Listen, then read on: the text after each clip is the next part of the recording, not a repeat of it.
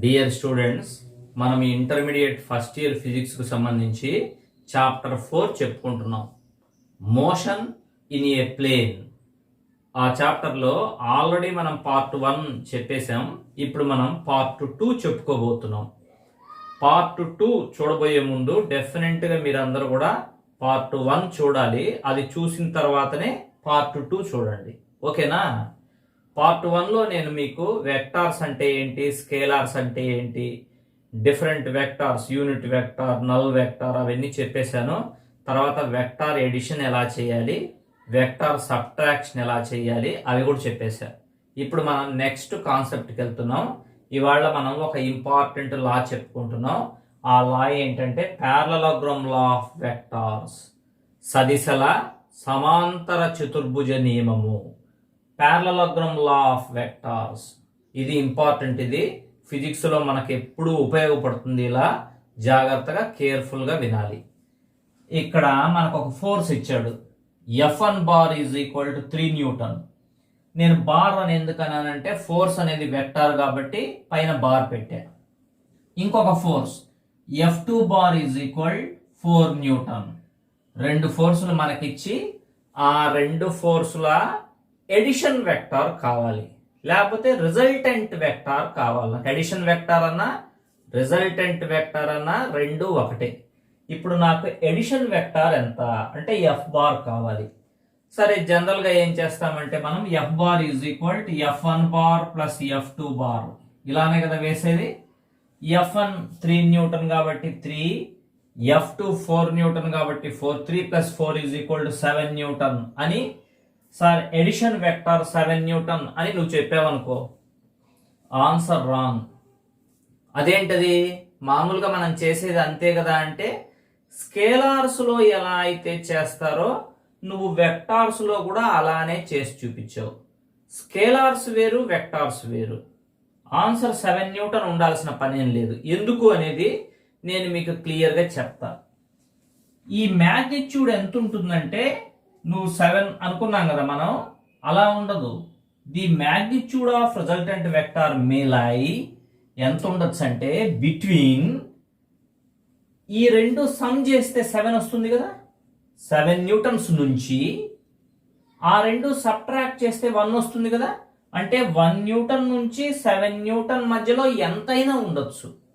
అంటే ఆ రెండింటిని సమ్ చేస్తే వచ్చే ఆన్సరు ఎగ్జాక్ట్గా 7 న్యూటన్ ఉండాల్సిన పనేం లేదు. ఆ ఆన్సర్ 1 న్యూటన్ నుంచి 7 న్యూటన్ మధ్యలో ఎంతైనా ఉండొచ్చు, డిపెండింగ్ అపాన్ దేర్ డైరెక్షన్స్. ఆ రెండు ఫోర్సులు కదా, స్కేలార్స్ని యాడ్ చేసినట్టు యాడ్ చేయకూడదు. వాటి డైరెక్షన్ కూడా మనం కన్సిడరేషన్లోకి తీసుకోవాలి. ఎలా అంటే నేను కేస్ 1 చెప్తాను చూడండి మీకు అర్థం అవటం కోసం. ఈ రెండు ఫోర్సెస్ ఒకే డైరెక్షన్లో ఉన్నాయనుకో, అంటే 4 న్యూటన్ ఫోర్స్ ఎటుందో 3 న్యూటన్ ఫోర్స్ కూడా అటే ఉంది. అలాంటి సిచ్యువేషన్లో resultant vector or addition vector ఎంత ఉంటుందంటే 7 న్యూటన్. అంటే రెండు కలిపేసి చెప్తే సరిపోతుంది. అలా కాకుండా కేస్ 2, ఈ రెండు ఫోర్సెస్ ఆపోజిట్ డైరెక్షన్లో ఉన్నాయనుకో, ఒక ఫోర్స్ ఇలా పాజిటివ్ ఎక్స్ డైరెక్షన్లో ఉంటే ఇంకొక ఫోర్స్ నెగటివ్ ఎక్స్ డైరెక్షన్లో ఉంది. ఇలాంటి సిచ్యువేషన్లో రిజల్టెంట్ ఎంత అంటే 1 న్యూటన్. ఎందుకంటే ఒకదానికోటి సబ్ట్రాక్ట్ చేసుకుంటాయి ఇక్కడ. కేస్ 3, ఈ రెండు ఫోర్సెస్ ఒకదానికోటి రైట్ యాంగిల్లో గనక ఉంటే రిజల్టెంట్ ఎంత అంటే √3² + 4² ఈజ్ ఈక్వల్ 5 న్యూటన్. అంతేగా, 9 + 16 25 వస్తుంది, √5 న్యూటన్. అంటే రిజల్టెంట్ ఫోర్స్ ఎంత వస్తున్నది? 7 న్యూటన్ అయినా రావచ్చు, 1 న్యూటన్ అయినా రావచ్చు. ఆ రెండిటి మధ్య ఎంతైనా ఉండొచ్చు అనమాట. That depends upon the directions of the two forces. If the two forces are in the same direction, the resultant is 7 newton. And if they are in opposite direction, the resultant is 1 Newton. If they are right angles to each other, then the resultant is 5 Newton. And the resultant may be in between 1 Newton and 7 Newton, depending upon the direction of the two forces. నేను ఇప్పుడు మరి రిజల్టెంట్ని ఎగ్జాక్ట్గా ఎలా కనుక్కోవాలి? Parallelogram లా అంటే ఏంటి అనేది ఇప్పుడు చెప్తే, ఇప్పటిదాకా నేను మీకు అర్థం అవడం కోసం చెప్పాను. ఇప్పుడు ప్యారలలోగ్రామ్ లా ఎక్స్ప్లెనేషన్ చూద్దాం. ఇప్పుడు మనం ప్యారలలోగ్రామ్ లాకి ఎక్స్ప్లెనేషన్ చూద్దాం. ఆ తర్వాత దాని స్టేట్మెంట్ అదైపోయిన తర్వాత దానికి సంబంధించిన డెరివేషన్ చూద్దాం. ఫస్ట్ నేను మీకు అర్థం అవడం కోసం ఎక్స్ప్లెనేషన్ చెప్తున్నాను, జాగ్రత్తగా వినండి. ఓ అనేది ఒక పాయింట్, లేకపోతే ఓ దగ్గర ఒక ఆబ్జెక్ట్ ఉంది అనుకోండి, ఒక చిన్న ఆబ్జెక్ట్. ఈ ఓ దగ్గర ఇదే ఆబ్జెక్ట్, దాని మీద ఇటువైపు ఒక ఫోర్స్ అప్లై అయింది. ఆ ఫోర్స్ ఎంత అంటే పీ బార్. అప్పుడు ఈ ఆబ్జెక్ట్ ఏమవుతుందంటే డెఫినెట్ గా పీ బార్ వైపు మూవ్ కావటానికి ట్రై చేస్తుంది. The object May move in the direction of P bar. P bar వైపు అది మూవ్ అవ్వటానికి ట్రై చేస్తుంది. ఓకే, ఈ పీ బార్ లేదనుకోండి, ఈ ఆబ్జెక్ట్ మీద ఇటువైపు ఒక ఫోర్స్ పనిచేస్తుంది, క్యూ బార్. ఈ క్యూ బార్ ఒక్కటే ఉంది, పీ బార్ లేదని కాసేపు అనుకోండి. అప్పుడు ఈ ఆబ్జెక్ట్ ఏమవుతుంది, డెఫినెట్ గా క్యూ బార్ వైపు మూవ్ అవ్వటానికి ట్రై చేస్తుంది. రైటేనా? ఇప్పుడు ఈ రెండు ఫోర్సెస్ సైమల్టేనియస్ గా ఒకేసారి పనిచేస్తున్నాయి ఈ ఆబ్జెక్ట్ మీద. ఈ ఫోర్సెస్ మధ్య యాంగిల్ ఎంత, థీటా. అప్పుడు ఈ ఆబ్జెక్ట్ పీ బార్ వైపు మూవ్ అవ్వాలంటే క్యూ బార్ ఒప్పుకోదు, పోలి క్యూ బార్ వైపు మూవ్ అవ్వాలంటే పీ బార్ ఒప్పుకోదు. మరి అలాంటప్పుడు ఈ రెండు ఫోర్సెస్ అప్లై అయినాయి కాబట్టి ఈ ఆబ్జెక్ట్ ఓ దగ్గర ఉన్న ఆబ్జెక్ట్ ఎటువైపు మూవ్ అవ్వాలంటే అది ఇంటర్మీడియట్ గా మధ్యస్థంగా మూవ్ అవుతుంది. ఎగ్జాక్ట్ గా మధ్య నుంచి అంటే చెప్పలేము, ఎగ్జాక్ట్ గా మధ్య నుంచి అని చెప్పలేము అన్నమాట. మరి అది ఎటువైపు అయితే మూవ్ అవుతుందో దాన్నే డైరెక్షన్ ఆఫ్ రిజల్టెంట్ వెక్టార్. ఇదనమాట డైరెక్షన్ ఆఫ్ రిజల్టెంట్ వెక్టార్ అంటే. మరి ఆ ఆబ్జెక్ట్ ఎటువైపు మూవ్ అవుతుందో చెప్పటం కోసమే మనం ప్యారలలోగ్రామ్ లాని యూజ్ చేస్తాం. ఎలా అనేది జాగ్రత్తగా వినండి. ఫస్ట్ ఆబ్జెక్ట్ మీద అప్లై అయిన ఫస్ట్ ఫోర్స్ ఎంత, పీ బార్ కదా. దాన్ని నేను ఏం చేశానంటే పీ బార్ ని ఓఏ బార్ తో రిప్రజెంట్ చేశాను. P bar is represented by OA bar in magnitude and direction. అంటే పీ బార్ ను ఓఏ బార్ లాగా డ్రా చేశాను. మీకు తెలుసు కదా, ముందు క్లాస్ లో చెప్పా, ఒక వెక్టార్ ని మనం గ్రాఫికల్ గా ఎలా రిప్రజెంట్ చేయొచ్చో నేను ముందు క్లాస్ లో చెప్పాను మీకు. ఒక వెక్టార్ ని ఒక యారో తో రిప్రజెంట్ చేయొచ్చు అని చెప్పాను. కాబట్టి P bar is represented by OA bar in magnitude and direction. Magnitude లో, డైరెక్షన్ లో. దీని లెంగ్త్ నీ ఇష్టం వచ్చినంత తీసుకోవచ్చా, ఓఏ లెంగ్త్ తీసుకోకూడదు. పీ బార్ మ్యాగ్నిట్యూడ్ ఎంత ఉందో దానికి ప్రపోర్షనల్ గా లెంగ్త్ ఉండాలి. ఓకేనా? రైట్. మరి ఓఏ ఎటు ఉండాలి, పీ బార్ ఎటు ఉంటుందో ఓఏ కూడా అటువైపే ఉండాలి. Right, okay. మరి నెక్స్ట్ అలానే క్యూ బార్ ని కూడా రిప్రజెంట్ చేస్తారు. Queue bar is represented by OB bar in magnitude and direction. Right. మరి ఓఏ బార్ ఓబీ బార్లు ఏంటి, two adjacent sides of A parallelogram. ఒక ప్యారలలోగ్రామ్ యొక్క ప్రక్క భుజాలు. Two adjacent sides of A parallelogram. నువ్వేం చేస్తావంటే ప్యారలలోగ్రామ్ ని కంప్లీట్ చేయి. దాని పేరు ఓఏసిబి. ఓఏసిబి ప్యారలలోగ్రామ్ వచ్చేసింది కదా. అదే పాయింట్ ఓ నుంచి డయాగోనల్ డ్రా చేస్తే ఆ డయాగోనల్ ఓసి కదా, ఆ ఓసి అనేది రిజల్టెంట్ వెక్టార్ ఆర్ బార్ ను మ్యాగ్నిట్యూడ్ లో, డైరెక్షన్ లో రిప్రజెంట్ చేస్తుంది. జాగ్రత్తగా చూడండి.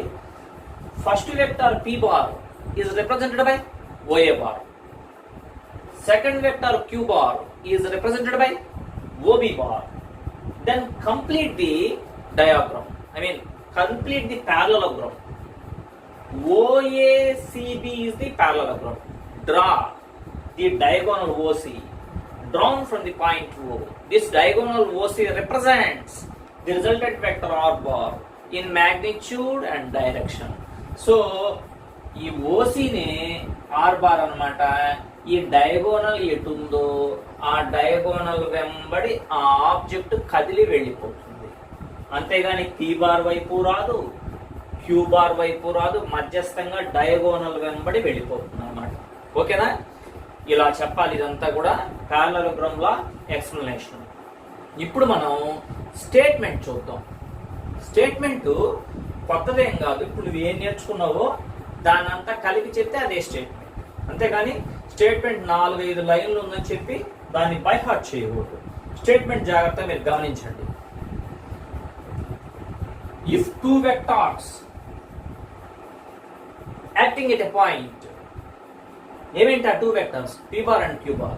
If 2 vectors acting at a point are represented by 2 adjacent sides of a parallelogram in magnitude and direction, then their resultant is represented by the diagonal of the parallelogram drawn from the same point.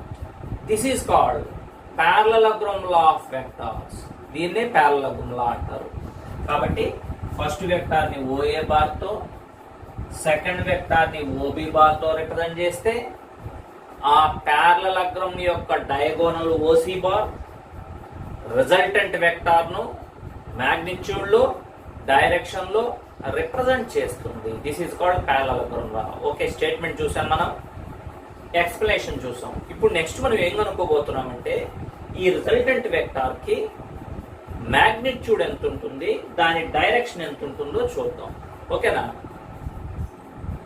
Okay, మనం ఇప్పుడు resultant vector R bar కి magnitude కనుక్కుందాం. అదంతా అయిపోయిన తర్వాత దాని direction ఏంటో కనుక్కుందాం. So I'm going to find the magnitude of the resultant vector. అదే హెడ్డింగ్ కూడా పెట్టాను, magnitude of the resultant vector. Okay, నేను ఫస్ట్ R² కనుక్కుంటున్నాను. R² అంటే OC స్క్వేరేగా. ఎందుకంటే మీకు తెలుసు కదా, OC represents R bar in magnitude and direction. కాబట్టి R² అంటే OC స్క్వేరే. ఓకే, ఇప్పుడు నేను ఏం చేస్తానంటే ఈ డయాగ్రామ్ లో ఒక చిన్న కన్స్ట్రక్షన్ ఏంటంటే ఓఏను ఇలా ఎక్స్టెండ్ చేశాను పైకి. సి నుంచి ఒక నార్మల్ డ్రా చేశాను. ఆ నార్మల్ వచ్చి ఓఏను డి దగ్గర టచ్ చేసింది, అంటే ఇక్కడ 90 degrees. ఓకే, ఇంకా ఈ P బార్ Q బార్ల మధ్య యాంగిల్ ఎంత? థీటా కదా. ఇక్కడ చూసారుగా, ఇందాక నేను చూపించాను కదా, ఇది P బార్, ఇది Q బార్ మధ్య యాంగిల్ థీటా కదా. మరి ఇక్కడ కూడా P బార్ Q బార్ల మధ్య మొత్తం యాంగిల్ థీటా. ఈ యాంగిల్ థీటా అయితే ఇది కూడా థీటానే. ఎందుకని? OB AC ఇవి రెండు ప్యారలల్ లైన్స్. ఇదేంటిది? ట్రాన్స్వర్సల్. కాబట్టి ఈ రెండు కూడా ఈక్వల్ అన్నమాట ఈ యాంగిల్స్. ఎందుకంటే ఈ రెండింటిని కూడా కరస్పాండింగ్ యాంగిల్స్ అంటారు, అందుకే ఆ రెండు ఈక్వల్ అన్నమాట. రైట్, ఇప్పుడు నేను R² కదా కనుక్కోవటం. R² is equal to OC square. Is equal to OC square అంటే మీరు ఇక్కడ చూడండి, triangle ODC, right angled triangle. ఈ రైట్ యాంగిల్డ్ ట్రయాంగిల్ లో OC అనేది హైపోటెన్యూస్ కదా. పైథాగరస్ లా గుర్తు చేసుకోండి ఒకసారి. OC² is equal to OD² plus DC². అదే కదా పైథాగరస్ లా. కాబట్టి OC² is equal to OD² plus DC². అలా వేశారు. ఏ ట్రయాంగిల్ నుంచి అంటే triangle ODC, right angled triangle, is equal to OD² అంటే ఇక్కడి నుంచి ఇక్కడి వరకు OA plus AD whole square. OA plus AD whole square plus DC². కరెక్టేనా? Next step, A plus B whole square లాగా ఉంది కదా. ఇది A² plus B² plus 2AB అంటే OA² plus AD² plus 2OA into AD plus DC². Right, is equal to OA². ఇక్కడ చూడండి AD² plus DC². ఆ రెండింటిని కలిపేద్దాం. AD² ప్లస్ DC² అంటే ఈ చిన్న రైట్ యాంగిల్ ట్రయాంగిల్ చూడండి, ట్రయాంగిల్ ADC. అందుట్లో AC హైపోటెన్యూస్ కదా. AD² ప్లస్ DC² అంటే పైథాగరస్ లా అప్లై చేస్తే AD² plus DC² is equal to AC² కదా. కాబట్టి నేను ఇక్కడ AD² ప్లస్ DC² బదులుగా AC² రాసేసాను. ఎందుకు అంటే ట్రయాంగిల్ దేని నుంచి, ఫ్రమ్ ట్రయాంగిల్ ఏడిసి. ఇక్కడ రాసుకోండి, కావాలంటే సిన్స్ అని పెట్టుకోండి, ట్రయాంగిల్ ఏడిసి అని రాసుకోండి. ఓకే, నెక్స్ట్ ఓఏ స్క్వేర్ అంటే ఎంతో సబ్స్టిట్యూట్ చేయగలను నేను. ఓఏ స్క్వేర్ అంటే పీ స్క్వేర్ అని సబ్స్టిట్యూట్ చేయగలను. ఏసీ స్క్వేర్ అంటే, ఏసీ స్క్వేర్ అంటే ఓబీ స్క్వేరే కదా, ఓబీ స్క్వేర్ అంటే క్యూ స్క్వేర్ కదా, అది కూడా సబ్స్టిట్యూట్ చేయగలరు. ప్లస్ 2 ఇంటూ ఓఏ అంటే పి, ఏడి ఉంది చూడండి ఇక్కడ, ఏడి అది ఎంతో నాకు తెలియదు, సబ్స్టిట్యూట్ చేయలేను దాన్ని. అందుకోసం నేను ఏం చేస్తానంటే ఈ ట్రయాంగిల్లోకి వస్తాను. Triangle, right angle triangle ADC, దాంట్లో కాస్ థీటా, ఈ థీటా అయితే ఈ థీటా కదా, cos theta is equal adjacent side by hypotenuse అంటే AD by AC. Cross multiplication చేస్తే AD is equal AC cos theta కదా. నాకు ఎక్కడైనా ఏడి కనిపిస్తే దానికి బదులు నేను ఏసీ కాస్ థీటా సబ్స్టిట్యూట్ చేయొచ్చు కదా. ఇక్కడ ఏడి ఉంది కదా, దానికి బదులు ఏసీ కాస్ థీటా సబ్స్టిట్యూట్ చేసేసా. సో ఇప్పుడు నాకు ఏమని వచ్చిందంటే R square is equal OA square plus AC square plus 2 into OA into AC into cos theta. అంటే R square is equal OA square అంటే పీ స్క్వేర్ అని చెప్పా కదా, ప్లస్ ఏసీ స్క్వేర్ అంటే Q square plus 2 into OA అంటే P, AC అంటే Q. So నాకేమొచ్చిందంటే R square is equal P square plus Q square plus 2pq cos theta అని వచ్చేసింది. ఫైనల్ గా ఆర్ కనుక్కుందాం. ఇక్కడ రాస్తే చూడండి, R is equal root of P square plus Q square plus 2pq cos theta. ఇదేంటంటే resultant vector magnitude కు ఇది formula. This is the formula for the magnitude of resultant vector. Next మనం resultant vector direction కూడా కనుక్కోవాలి. ఎందుకంటే ఇది vector కదా, vector కు మ్యాగ్నిట్యూడ్ ఒక్కటి కనుక్కుంటే సరిపోదు, దాని డైరెక్షన్ కూడా కనుక్కోవాలి. రిజల్టెంట్ వెక్టార్ మ్యాగ్నిట్యూడ్ ఎంత అంటే ఈ ఫార్ములా చెప్పాలి, డైరెక్షన్ ఇప్పుడు మనం కనుక్కుందాం. ఇక్కడ చూడండి, ఆల్ఫా ఏంటి, ఆల్ఫా అనేది ఓసి బార్ ఓఏ బార్ ఆ రెండిటి మధ్య యాంగిల్ ఆల్ఫా. అంటే ఆల్ఫా అనేది resultant vector R bar P bar తో చేసే యాంగిల్. సో ఏమని చెప్పాలి, let alpha be the angle made by the resultant vector R bar with P bar.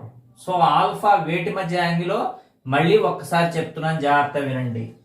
Resultant vector R bar కు ఫస్ట్ వెక్టార్ పి బార్ కు మధ్యలో ఉండే angle alpha అన్నమాట. ఓకేనా. ఇప్పుడు మీరు ఏం చేస్తారంటే ఈ ట్రయాంగిల్ చూడండి, రైట్ యాంగిల్ ట్రయాంగిల్ ఓసిడి. ఈ ట్రయాంగిల్లో tan alpha is equal opposite side అంటే CD by adjacent side OD. So tan alpha is equal CD by OD. నేను ఫస్ట్ స్టెప్ అదే వేశాను. ఆ తర్వాత ఈజ్ ఈక్వల్ సిడిని యాజ్ ఇట్ ఈజ్ గా రాశాను. ఓడి అంటే ఓఏ ప్లస్ ఏడి రాయొచ్చు, అది నెక్స్ట్ స్టెప్. దాని తర్వాత ఈజ్ ఈక్వల్ సిడి అంటే మనకు తెలియదు, పోనీ ఏడి అన్నా కూడా మనకు తెలియదు, కాబట్టి ఆ రెండు కనుక్కున్నాం. దేని నుంచి అంటే రైట్ యాంగిల్డ్ ట్రయాంగిల్ ఏసిడి నుంచి. అందులో మీరు సైన్ థీటా తీసుకోండి, ఆపోజిట్ సైడ్ బై హైపోటెన్యూస్ అంటే సిడి బై ఏసి, అంతేగా. క్రాస్ మల్టిప్లికేషన్ చేస్తే CD is equal to AC sine theta. ఎక్కడైనా సిడి కనిపిస్తే దానికి బదులు మనం ఏసీ సైన్ థీటాను సబ్స్టిట్యూట్ చేయొచ్చు. ఇక్కడ సిడి ఉంది కదా, దానికి బదులు ఇది రాయొచ్చు మనం. ఓకే, ఇదే రైట్ యాంగిల్డ్ ట్రయాంగిల్ ఏసిడిలో కాస్ థీటా తీసుకోండి. Cos theta is equal adjacent side by hypotenuse అంటే AD by AC. Cross multiplication చేస్తే AD is equal to AC cos theta. ఎక్కడైనా ఏడి కనిపిస్తే దానికి బదులు మనం ఏసీ కాస్ థీటా సబ్స్టిట్యూట్ చేయొచ్చు. కాబట్టి ఇక్కడ సిడికి బదులు AC sine theta by OA అంటే ఓఏనే, ఏడికి బదులు ఏసీ కాస్ థీటా. కరెక్టేనా? So tan alpha is equal AC అంటే ఓబి అంటే Q, Q sine theta by OA అంటే పి, పి ప్లస్ ఏసీ ఉంది ఇక్కడ Q cos theta. So tan alpha is equal Q sine theta by P plus Q cos theta. ఇది జాగ్రత్తగా గుర్తుపెట్టుకోవాలి. This is the formula for the direction of resultant vector. నీకు పారలలోగ్రామ్ లా నుంచి ఏం తెలుసు? సింపుల్గా ఓఏ బార్ అనేది ఫస్ట్ వెక్టార్ పి బార్ ను మ్యాగ్నిట్యూడ్ లో డైరెక్షన్ లో రిప్రజెంట్ చేస్తుంది. ఓబి బార్ అనేది సెకండ్ వెక్టార్ క్యూ బార్ ను మ్యాగ్నిట్యూడ్ లో డైరెక్షన్ లో రిప్రజెంట్ చేస్తుంది.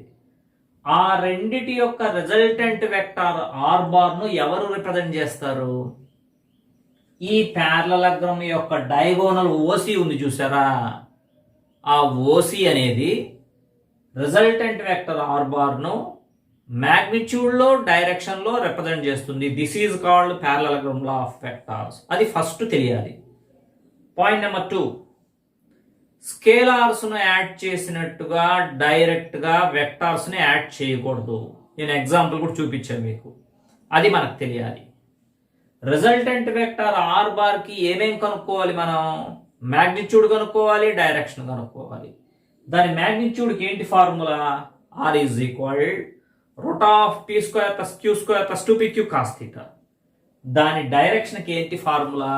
tan alpha is equal Q sine theta by P plus Q cos theta. ఇక్కడ ఆల్ఫా ఏంటి? Alpha is the angle made by the resultant vector R bar with the first vector P bar. అంతేగా? ఇది మనకు తెలిసింది. దీంట్లో cases ఉన్నాయి, cases చూద్దాం. First మీరు కేస్ 1 చూడండి.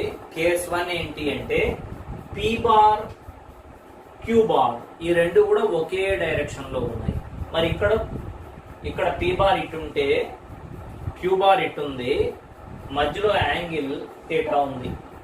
అలా కాదు, పీ బార్ క్యూ బార్లు ఒకే డైరెక్షన్ లో ఉంటే, అంటే ఇక్కడ చూడండి పీ బార్ ఎటుంటే క్యూ బార్ కూడా అటే ఉంది. అలా ఉన్నప్పుడు వాటి మధ్య యాంగిల్ ఎంత ఉంటుంది? 0. Theta is equal to 0 degrees. అది మన ఫస్ట్ కేస్. అప్పుడు నేను ఏం చేయబోతున్నానంటే రిజల్టెంట్ వెక్టార్ కి మ్యాగ్నిట్యూడ్ కనుక్కుంటా, డైరెక్షన్ కనుక్కుంటా. R is equal to root of P square plus Q square plus 2pq cos theta అని మీకు తెలుసు కదా. Root of P square plus Q square plus 2pq cos theta అంటే కాస్ 0, థీటా అంటే 0 కదా, కాస్ 0 అంటే 1. సో 1 రాయాల్సిన పని ఏముందని వదిలేస్తే P square plus Q square plus 2pq అంటే P plus Q whole square under root. R is equal to ఈ root కి స్క్వేర్ కి క్యాన్సిల్ అయిపోయి R is equal P plus Q. So R is equal to P plus Q అని ఎప్పుడు రాయొచ్చు అంటే నువ్వు రెండు ఒకే డైరెక్షన్ లో ఉంటే పీ బార్ క్యూ బార్లు సింపుల్ గా R is equal P plus Q. నేను చెప్తున్న first force 3 newton, second force 4 newton. అదేగా మీకు చెప్పిన ఎగ్జాంపుల్. రెండు ఫోర్సెస్ ఒకే డైరెక్షన్ లో ఉన్నాయి. రిజల్టెంట్ ఎంత అనగానే 4 + 3 7 న్యూటన్ అని చెప్పేయచ్చు. ఓకేనా?